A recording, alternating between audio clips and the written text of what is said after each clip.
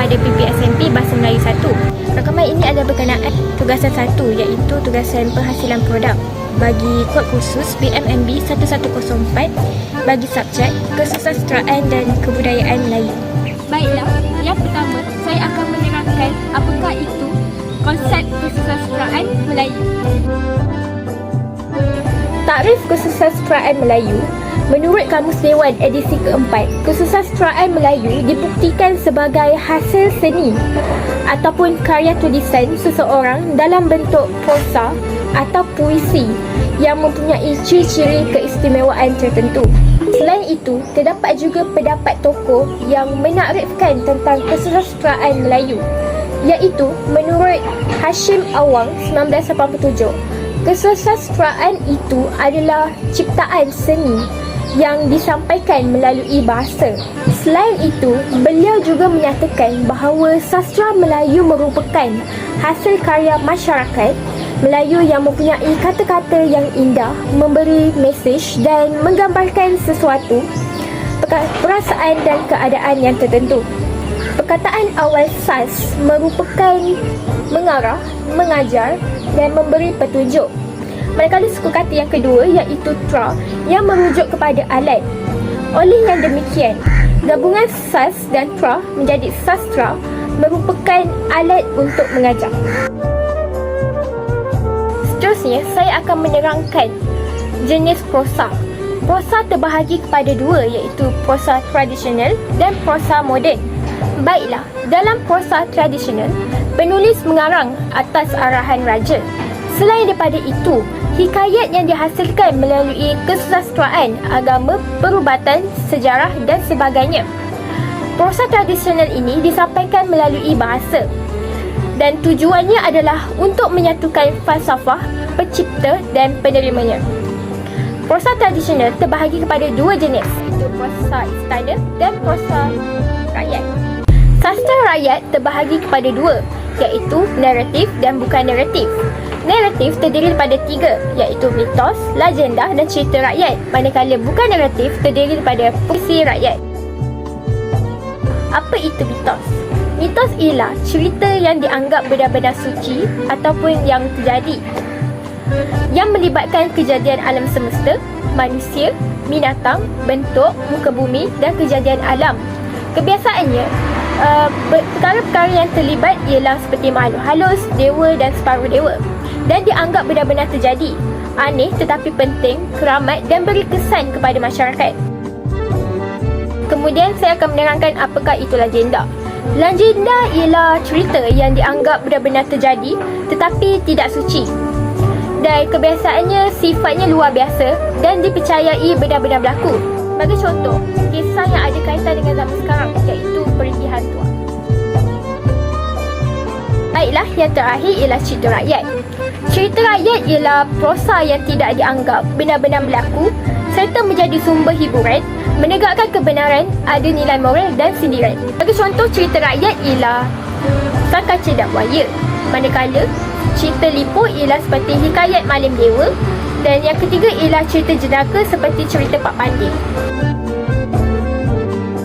Seterusnya, saya akan menerangkan tentang sastra istana iaitu sastra tulisan yang diperkenalkan setelah penerimaan Islam pada abad ke-15. Terdapat tiga unsur yang terdapat dalam sastra istana ini iaitu Hindu-Islam, Hindu dan Islam.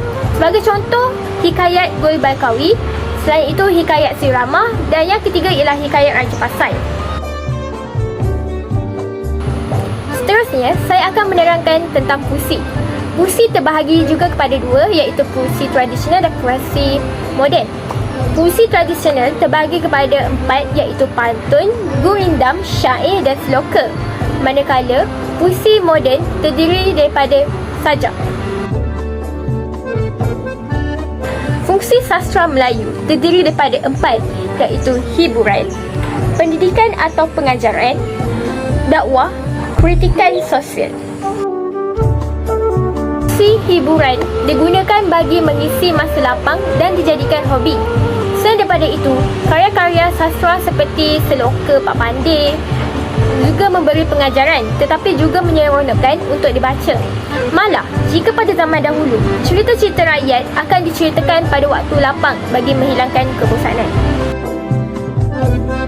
Fungsi sastra yang kedua ialah fungsi pendidikan.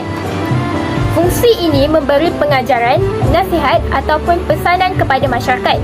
Selain daripada itu, fungsi ini juga menjadikan karya sastra sebagai satu bahan yang dapat membawa kesedaran kepada masyarakat, mengubah pemikiran dan memberi peluang kepada masyarakat untuk menyerap nilai-nilai moral yang dibawa dalam karya sastra. Fungsi yang ketiga ialah fungsi dakwah. Fungsi dakwah ialah proses penyampaian pesan suci Tuhan kepada manusia, tentu sahaja disampaikan melalui medium atau saranan yang difahami sebagai objek dakwah. Medium atau saranan dakwah tentulah melalui bahasa. Bahasa sebagai saranan komunikasi dakwah ternyata elektif atau kebekasanannya. Islam juga menjunjung tinggi nilai kesusastraan. Ruang dialektika yang terdapat dalam dunia kesusastraan menjadikannya mampu menemukan warna baru dalam rangka menyampaikan pesan suci Tuhan yang disebut dengan dakwah. Fungsi sastra yang keempat ialah fungsi kritikan sosial. Fungsi ini adalah rakaman kehidupan yang menggali dan menyelongkar kehidupan manusia daripada pelbagai dimensi dan sudut pandang yang berbeza-beza.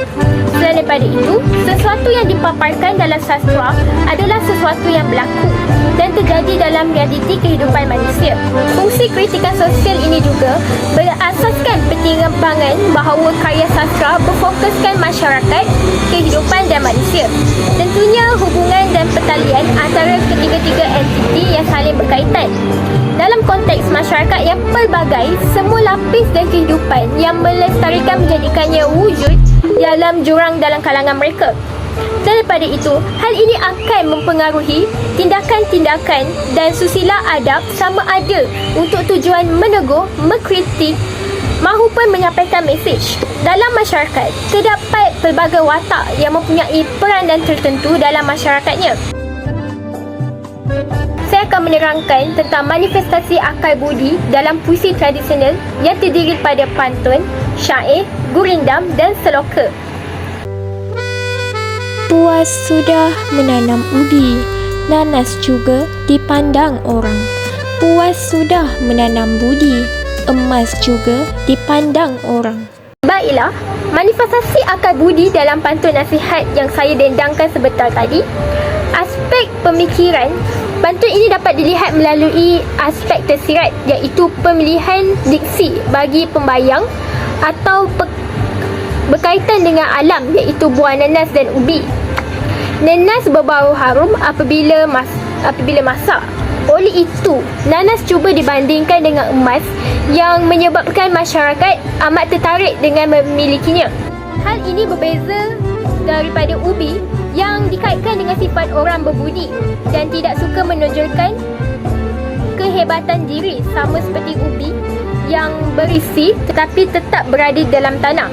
Kesimpulannya, akal budi dalam pantun ini mendidik masyarakat supaya jangan mengejar sesuatu yang nampak istimewa dari segi luaran semata-mata seperti harta benda, tetapi lebih mementingkan sifat orang yang berbudi dan merendah diri. Ini jelas cara nasihat disampaikan agar masyarakat memandang tinggi akan nilai budi, kerana kalau diperbandingkan dengan nilai budi itu lebih tinggi berbanding emas. Tetapi pemahaman konsep itu dijelmakan dalam pembayang yang membuat bandingan antara nanas dan ubi. Nanas mempunyai tarikan dari aspek warna dan rasanya yang manis. Namun dalam konteks keperluan hidup, ubi lebih bermanfaat berbanding dengan nanas. Begitulah diumpamakan antara emas dan ubi. Bermula warga surah rencana, ikatan fakir yang sangat hina. Sajak dan nazam banyak tak kena, daripada pendapat kurang sempurna. Berdasarkan syair Buronuri, tema syair ini adalah adab dalam kehidupan seseorang.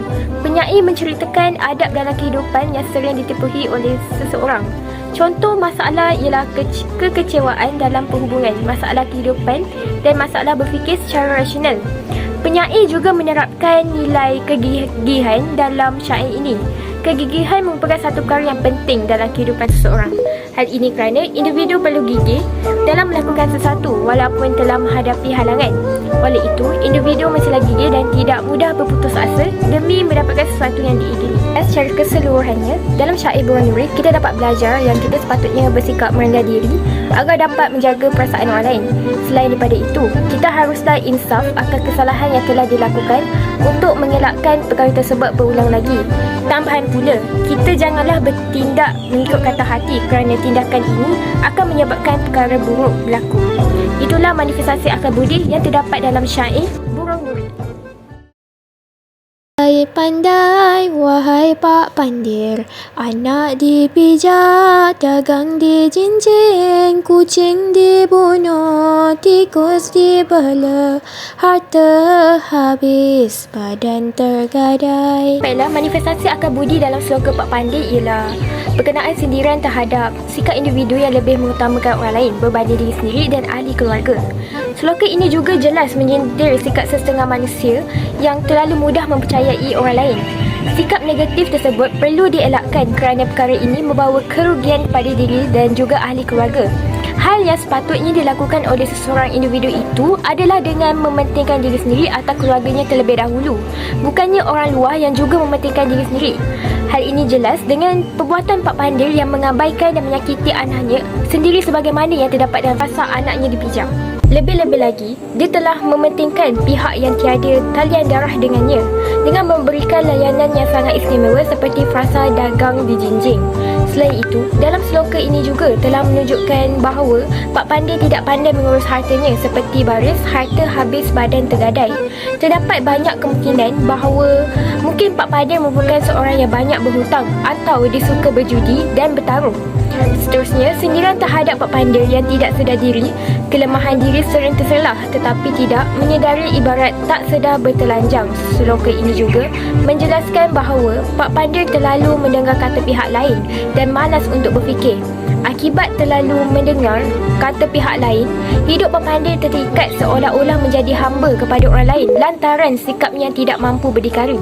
Di samping itu, Pak Pandir juga merupakan seorang yang suka bercakap besar, ibarat rambutan jantan rajin berbunga tetapi tidak menghasilkan buah. Hal ini bertepatan dengan kelakuan Pak Pandir yang menginginkan sesuatu tetapi tidak berusaha, tidak seberapa.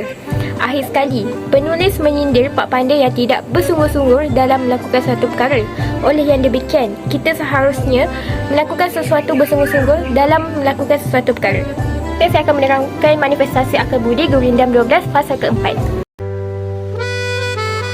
Hati itu kerajaan di dalam tubuh. Jikalau zalim, segala agonta pun roboh.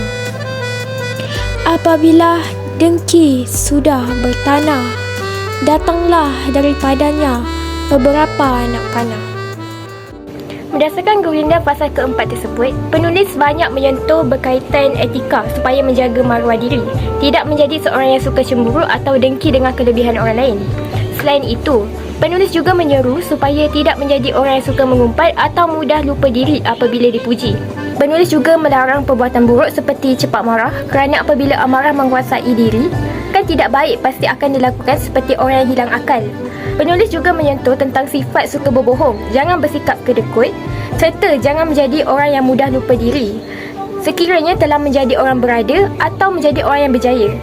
Penulis juga menyuruh supaya jangan bercakap perkara yang kotor, mengutuk atau mengejek orang lain. Jelaslah bahawa berdasarkan maksud Gurindam yang dianalisis, jelaslah menunjukkan bahawa Raja Ali Haji banyak menekankan hal-hal hidup bersosial dalam masyarakat yang harus dijaga. Kesimpulannya, kesusastraan Melayu ini merupakan antara karya kebanggaan masyarakat Melayu yang wujud sejak dulu. Karya ini hendaklah dihargai dengan mempraktikkan setiap iktibar yang telah diperoleh ketika membaca karya tersebut. Seperti yang kita lihat tadi, pelbagai karya kesusastraan yang dapat kita analisis seperti Seloka Pak Pandir yang menjadi satu karya kegemaran masyarakat. Justeru, Generasi pada masa kini hendaklah lebih peka dan lebih cakna terhadap bahan kesusastraan negara kita agar tidak tenggelam di zaman teknologi yang kian membangun. Walaupun teknologi kian membangun, kita perlulah mengekalkan khazanah negara yang mampu dijadikan sebagai tanda kebanggaan negara kita. Sudah terang lagi bersuluh bahawa karya-karya kesusastraan yang telah dihasilkan banyak memberikan impak positif kerana mengandungi pelbagai unsur kehidupan yang boleh dijadikan pengajaran dan diambil iktibar. Sekian sahaja daripada saya. Sekian, terima kasih.